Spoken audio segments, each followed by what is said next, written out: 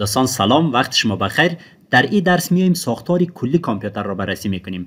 یعنی دوستان میایم با تمام قطعات کامپیوتر آشنا میشیم، هر کدام را تعریف میکنیم و کاربردش را هم برای شما میگیم. و اولا باید برای شما بگیم دوستان که تمام همین قطعات کامپیوتر را میایم به 4 دسته تقسیم میکنه که اینپوت دیوایسز میشه، استوریج دیوایسز، پروسسور و آوتپوت دیوایسز. یعنی دوستان تمام اجزای کامپیوتر به 4 بخش تقسیم شده. اینپوت دیوایسز میشه اجزای ورودی کامپیوتر مثل کیبورد، ماوس، اسکنر. یعنی توسط از این قطعات ما میتونیم اطلاعات را وارد کامپیوتر بکنیم. به می خاطر میگه اینپوت دیوایسز. البته در ادامه باز هر کدام تعریف میکنیم و کاربرد چرا میگیم. و استوریج دیوایسز میشه حافظه های کامپیوتر مثل هارد دیسک، رم، روم. البته دوستان حافظه های کامپیوتر یک بحث خیلی بزرگ هست که در یک ویدیو جداگانه هم باید ما و شما به صورت تخصصی بررسی بکنیم که حافظه های پرایمری کدام هستند، سکندری کدام هستند، مثلا حافظه های موقت کدام هستند، دائمی کدام هستند. ولی در این ویدیو میم هر کدام را تعریف میکنیم و کاربرد چرا برای شما میگیم. و پروسسور کامپیوتر دوستان که میشه پردازشگر کامپیوتر مثل مادربرد، خود پروسسور و کارت گرافیک. البته دوستان پردازش اصلی توسط خود پروسسور انجام میشه، ولی چون مادربرد و کارت گرافیک اینا هم در پردازش نقش داره به می خاطر در این بخش آورده. و آوتپوت دیوایسز دیگه میشه مثل مانیتور، پرینتر، اسپیکر اینا هستن. این دوستان به اون شکلی که ما کامپیوتر تعریف کرده بودیم دقیقاً تمام قطعات به اون شکل قرار گرفته. ما گفته بودیم کامپیوتر سیستمی که داده ها را دریافت میکنه. توسط چی دریافت میکنه؟ توسط اینپوت دیوایسز و ذخیره میکنه. خب وقتی که دریافت بکنه حتما یک حافظه داشته باشه که دریافت کنه. به اون خاطر ذخیره میکنه که در حافظه های خود ذخیره میکنه. و گفته بودیم که پردازش میکنه، یعنی پروسس میکنه، تحلیل و تجزیه میکنه که در اینجا میشه. و گفته بودیم نتیجهش را برای ما بیرون میدن، یعنی خروجی میدن که توسط از این قطعات خروجی میده. حالا بیاین که هر کدام تعریف کنیم و کارکرد چرا هم برای شما بگیم. و اولین چیزی هم که تعریف میکنیم دوستا خود مادربرد هست. مادربرد میگه اصلی ترین وسیله در کامپیوتر هست. به می خاطر مادربرد گفته، یعنی تخت اصلی، تخت مرکزی. شما هم میفهمید دوستا که هر وسیله الکترونیکی که باشه از خود یک تخت داره. حالا تخت کامپیوتر و موبایل اینا که خیلی پیچیده هستن، حتی یک وسیله خیلی کوچک مثلا اسپیکر هم اگر شما ببینید یک تخت از خود داره. این تخت باعث میشه که تمام وسایل کامپیوتر، یعنی تمام اجزای کامپیوتر در روی از این نصب شود و در یکدیگه خود ارتباط داشته باشه. به می خاطر تعریف کرده گفته که تمام قطعات کامپیوتر روی آن نصب میشه و از طریق آن با یکدیگر ارتباط برقرار میکنه. خب این رقم نیستن که قطعات کامپیوتر توسط یک کیبل، توسط یک سیم ارتباط داشته باشه، بلکه در روی از این نصب میشه از طریق این تخت است که در یکدیگه خود ارتباط برقرار میکنه. حالا بیاین که وظایف از دقیق بررسی بکنیم، باز تمام گپا رو میفهمین. یعنی مادربرد وظایفی که داره دوستا میگه که اتصال تمام قطعات به یکدیگر، اما رقمی که گفتیم تمام قطعات در یکدیگه خود از طریق مادربرد وصل میشه. و دیگه میگه انتقال اطلاعات بین قطعات. خب همین قطعات کامپیوتر که در یکدیگه خود وصل میشه، برای از این وصل میشه که بتونه اطلاعات را در یکدیگه خود انتقال بده و چون نیاز هستن. ببینید من یک چند مثال بزنم برای شما. مثلا در اینجا رم نصب میشه، در اینجا مثلا کیبل هارد دیسک نصب میشه. وقتی که شما در کامپیوتر یک دستور میدین، فرض کنین که کلیک میکنید که یک برنامه باز شود. حالا این برنامه ذخیره شده در کجا هستن؟ در داخل هارد دیسک. مثلا سیستم عامل، مثلا برنامه ها اینا در داخل هارد دیسک ذخیره شده باید باشه، یعنی ذخیره شده هستن. وقتی ما میگیم ویندوز بالا میآید، ویندوز خودش یک سیستم عامل است. یا مثلا یک برنامه که باز میشه میگیم بالا میآید، از داخل هارد دیسک لود میشه میاد در داخل رم قرار میگیره. خب امی از کدام طریق آمده؟ از طریق نمیزی مادربرد. یعنی کدام کیبل نیستن که مثلا ایده اونجا وصل باشه. اگر کیبل باشه هزاران کیبل ضرورت هستن، چون این رم اینطور نیستن که فقط با هارد دیسک ارتباط داشته باشه، با تمام قطعات ارتباط داره. یعنی تمام از اینا چندین ارتباط بین خود داره. فکر کنید که این تخت چندین مسیر وجود داره دزی تا که بتونه اطلاعات از یک دیوایس به دیوایس دیگه انتقال بکنه. و دیگه میگه دوستا که تأمین برق بخش‌های مختلف و تمام همین قطعات برق لازم داره. برقش هم توسط خود همین تخت تامین میشه. یعنی اینطور نیستن که برای هر قطعه یک کیبل برق جداگانه نصب باشه. و دیگه دوستا میگه که مدیریت عملکرد جی یو پی، یعنی کارت گرافیک، رم، سی پی یو و غیره، تمام قطعاتی که در روی از این نصب هستن تمامشان توسط خودی از این تخت مدیریت میشه. یعنی کدامش چی کار انجام بدن و اطلاعات از کدام مسیر انتقال بکنه توسط همین تخت مدیریت میشه. و بریم قطعه دوم ببینیم که بسیار مهم هستن که سی پی یو است دوستا. سی پی یو میگه مغز کامپیوتر است که تمام محاسبات را انجام میدن. یعنی تمام محاسبات، تمام تحلیل و تجزیه توسط عظمی انجام میشه. سی پی یو دوستان مخفف است که از سنترال پروسسینگ یونیت گرفته شده، یعنی واحد پردازشگری مرکزی. و اگر وظیفه‌اش رو بگیم میگیم مدیریت و پردازش داده ها و اجرای برنامه ها، یعنی تمام پردازشی که در کامپیوتر انجام میشه توسط عظمی انجام میشه. و گفتیم که مثلا مادربرد و کارت گرافیک هم در پردازش نقش داره، چون خود مادربرد تختی هستن که امی پروسسور در روی از اون نصب هستن. و بریم قطعه دیگه که کارت گرافیک هست. دوستا قبل از اینکه تعریف بکنم، اگر تا هنوز ویدیو رو لایک نکردین لطفاً ویدیو رو لایک کنید تا ما حمایت کنیم بتونیم در این آموزش ها ادامه بدیم. خب اگر کارت گرافیک تعریف بکنیم دوستان، میگیم قطعه ای که تصاویر و ویدیوها را پردازش و تولید میکنه. و وظیفه‌اش اگر بگیم میگیم نمایش گرافیک، یعنی هر چیزی گرافیکی باشد توسط عظمی نمایش داده میشه. اجرای بازی ها و پردازش تصاویر، تمام از اینا دیگه توسط گرافیک نمایش داده میشه. که این کارت گرافیک دوستان امکان داره مجزا باشه، یعنی جداگانه همین رقم یک کارت گرافیک نصب باشه در روی مادربرد شما، یا در خود مادربرد مستقیم نصب باشه، یعنی خود مادربرد یک کارت گرافیک داشته باشه. و دیگه دوستا قطعه دیگه به نام رم داریم و رم که تعریف بکنیم میگیم حافظه کوتاه مدت کامپیوتر برای نگهداری موقت اطلاعات. یعنی دوستا هر اطلاعاتی که داخل از قرار میگیره به صورت موقت است، برای دائم نیستن. باش یک چند مثال برای شما بزنم تا کاملا برای شما واضح شود. ببینید دوستا، مثلا هر برنامه را که شما بخواید باز بکنید، خب اول برنامه باید داخل کامپیوتر اینستال شود، یعنی نصب شود. فرض کنین برنامه‌های آفیزه، شما وقتی که نصب کردین فایلایش میره داخل هارد دیسک کامپیوتر قرار میگیره، چون اونجا باید برای همیشه باشه.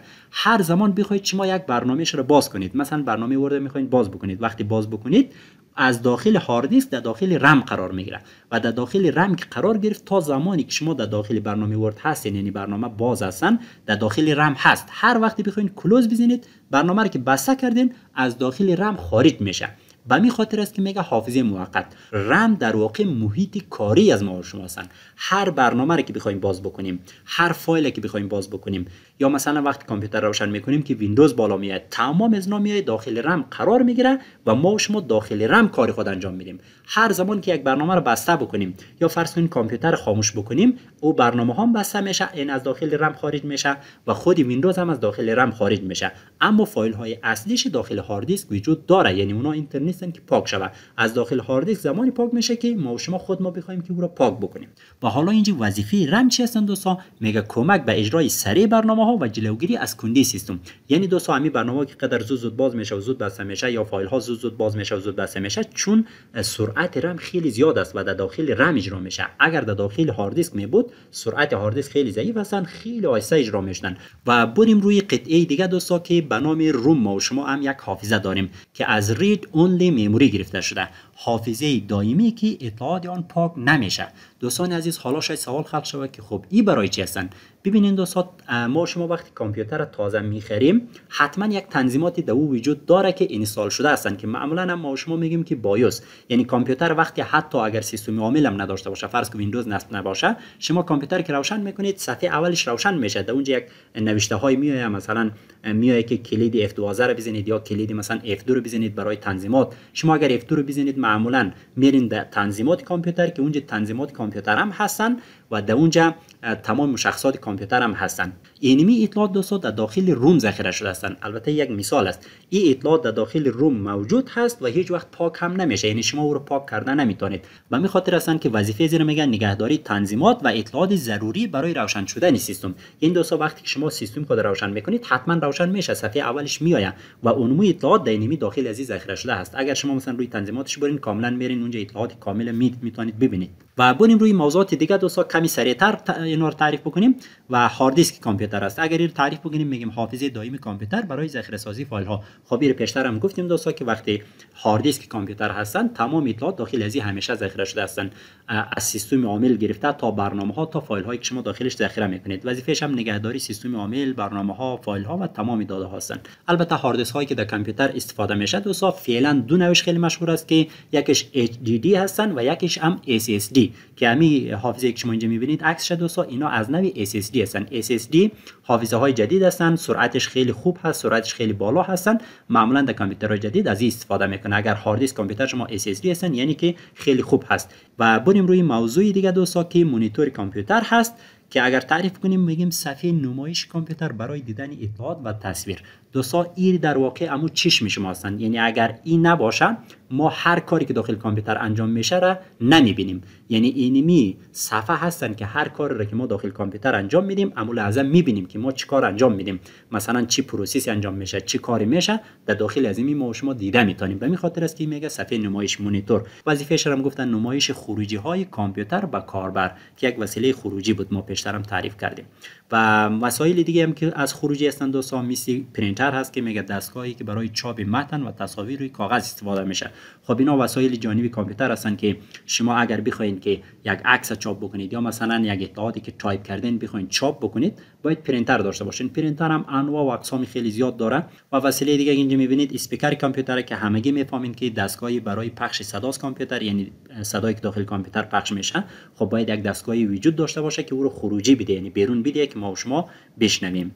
و مواردی دیگه دوستان مثل کیبورد، ماوس، اسکنر اینا رو داریم که اینا اجزای ورودی بودن. توسط از اینا میتونیم که اطلاعات را وارد بکنیم. مثل کیبورد که میگه وسیله برای وارد کردن اطلاعات و دستورها که ما دستورها رو وارد میتونیم. اطلاعات هم مثلا شما هر اطلاعاتی که بخواید تایپ بکنید توسط از این تایپ میکنید. و ماوس هم دوستا وسیله کنترل مکان نما، یعنی علامه ای که میبینید که حرکت میکنه این میگه مکان نما. روی صفحه شما این را حرکت میدین، هر جایی خواسته باشین کلیک میکنید که دستوری که در اونجا تایپ شده هستن اونمو اجرا شود. یعنی شما به صورت گرافیکی کار میکنید ولی در زمینه در پشت سر یک دستور تایپ شده هست که شما مثلا روی کلوز کلیک کنید و کلوز میشه. خب اونمو دستور اجرا میشه توسط ماوس شما کلیک میکنید اجرا شود.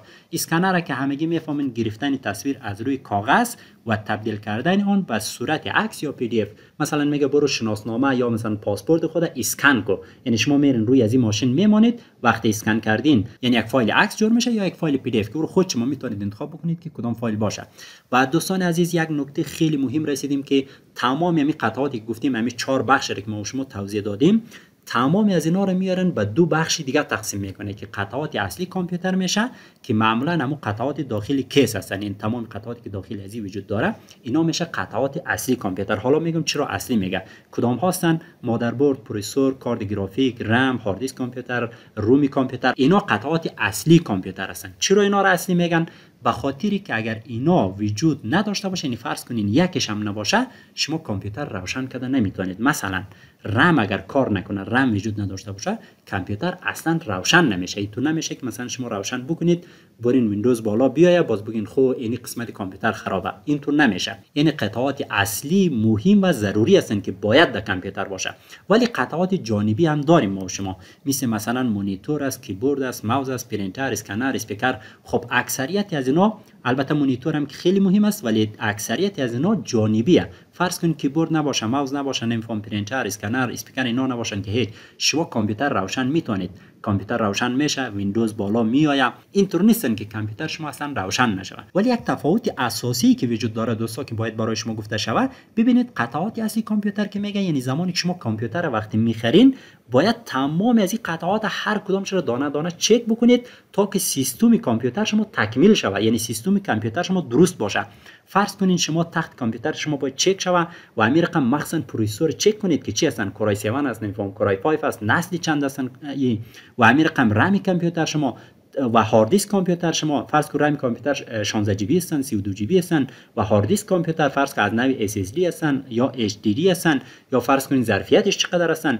اگر یک از اینا کم و زیاد باشد در سیستم کامپیوتر خیلی تغییرات میآید. فرض کنین ما یک نسل 4 یا نسل 8 یا نمیفهم نسل 10 کامپیوتر وقتی که با یک دیگهش مقایسه بکنیم خیلی تفاوت داره. و همین خاطر هستن که از روی نمیزی قطعات اصلی کامپیوتر سنجیده میشه که مثلا چی نوع سیستم است. ولی وقتی ما و شما میایم روی قطعات جانبی، اینا دیگه سیستم کامپیوتر ما رو مشخص نمیکنه که فرض کنین سیستم کامپیوتر ما نسل 10 باشه، پروسسورش هم کورای 7 باشه، نمیفهم رمش هم فرض کو 32 جی بی باشه، هارد دیسکش هم 500 جی بی اس اس دی باشه. این رقم دیگه این مشخص نمیکنه. تغییرات در سیستم کامپیوتر ما نمیآید. درسته که قیمت‌های از نام یک کم تفاوت میکنه، اما در سیستم کامپیوتر هیچ تفاوتی نمیاد. و بریم روی سوال اصلی دوستا. ببینین یک سوالی که از شما باید بپرسم، مدل کامپیوتر شما چیست؟ حتما در کامنت ها نوشته بکنید. موفق و پیروز باشید.